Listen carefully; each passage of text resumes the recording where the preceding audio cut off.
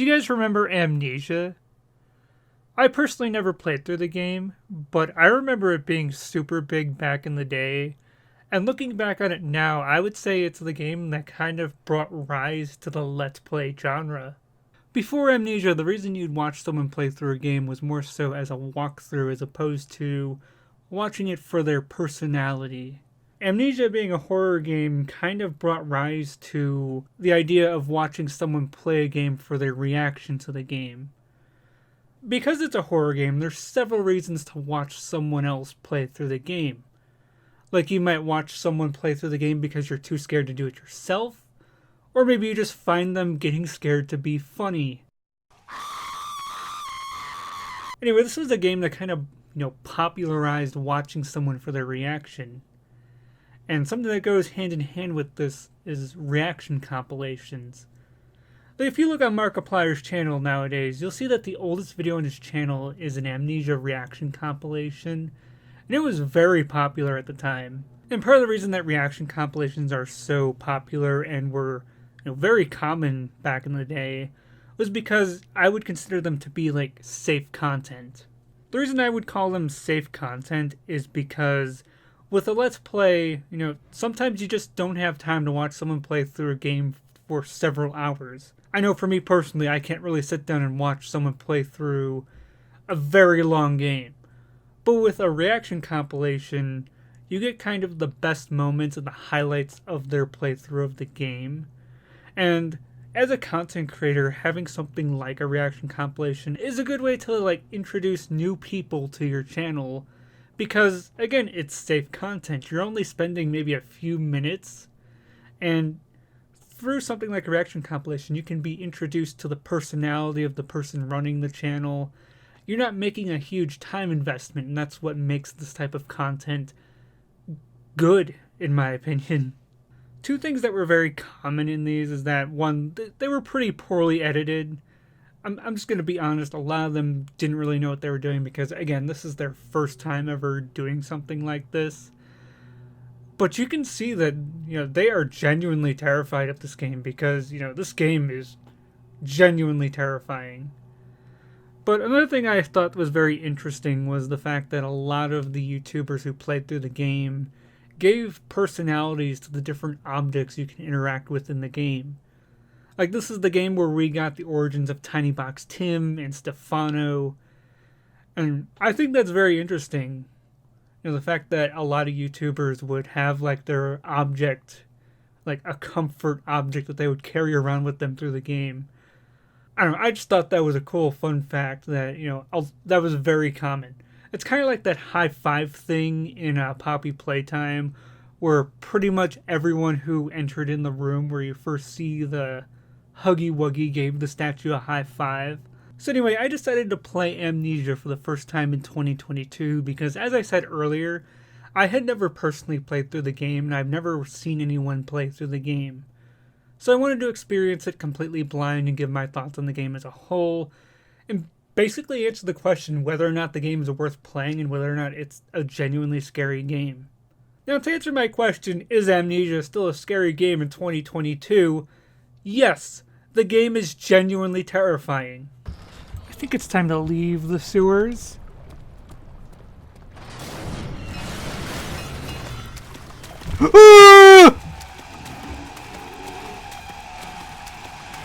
Hey, man!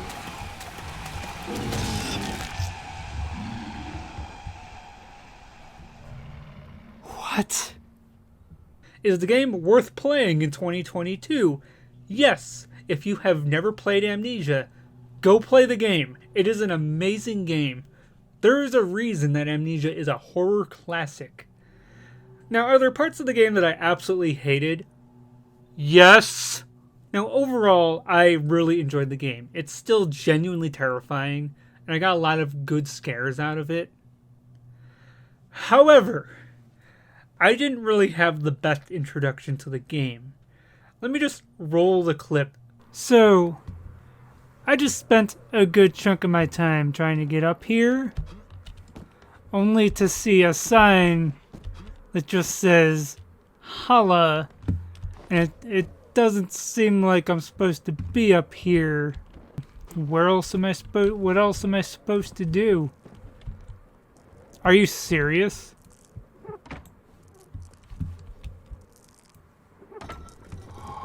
Are you serious? Are you serious? I spent so long. I spent so long stacking crates to get up to this stupid area that had nothing to do with the game. But no, there's a lever that I was supposed to see. Like, what? So aside from my rough start to the game, I like that the game really doesn't rely on in-your-face jump scares. I like that it relies more on you running and hiding from the monster.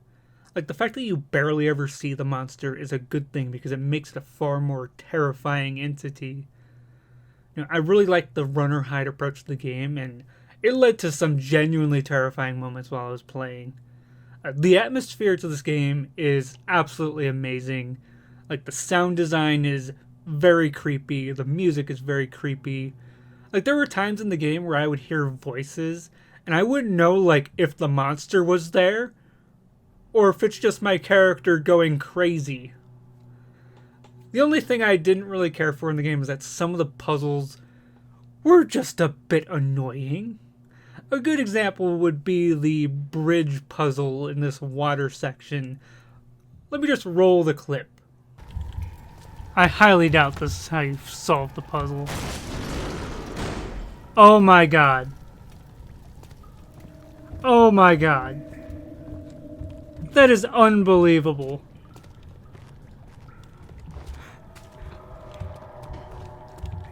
I don't know how anyone was supposed to figure that out. Aside from a few moments in the game where I struggled a lot, the game in general does a very good job at telling you where to go. And I like that the game also has limited resources. Two of the main items you collect in the game are oil and tinder boxes, and those being limited adds to the tenseness of the game, since being around light is very important for your safety. If you're in the dark for too long, your sanity will start to drop, the screen will get all wobbly and warped, and it's just not a fun time. Like, I can see why the game is a horror classic, and I can definitely see how it's influenced a lot of modern horror games. Like, one of the big games that came directly after Amnesia was Slender Man, and I can definitely see how the hidden monster thing kind of inspired this game. Now, obviously, the graphics are very dated compared to modern games, but again, graphics don't necessarily mean the game is of any quality. This game, again, very outdated compared to modern games, but it's still genuinely terrifying. Now, the game does have a story, and comparing it to modern horror games, I like that the story is pretty straightforward. Like, one of the problems I have with a lot of modern horror games is that for the sake of YouTube bait, they have to make the story as convoluted and obscure as possible so that they can get that game theory video and get more people to play their game. But this game actually has a story that you can, experience while you're playing the game. You don't need to find some hidden lore, and I really like that.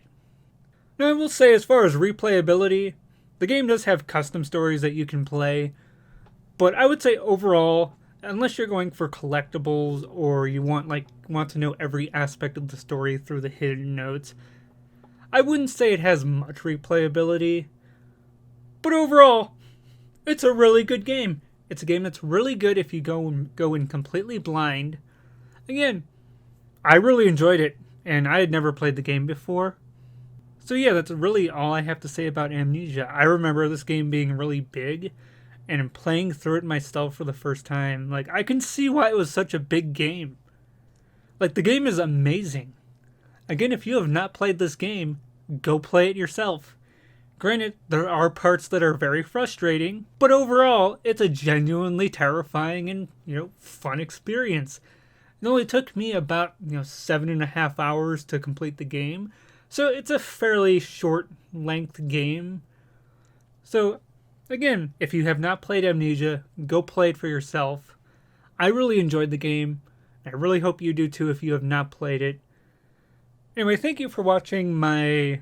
I don't know if I want to call this a review, because I mostly just talked about the game and kind of the legacy of the game. But if you enjoyed this video about Amnesia, I do plan to do more videos like this in the future. So feel free to subscribe, hit that like button, leave a comment, let me know what you think. I hope you guys all have a nice day, and I'll see you soon.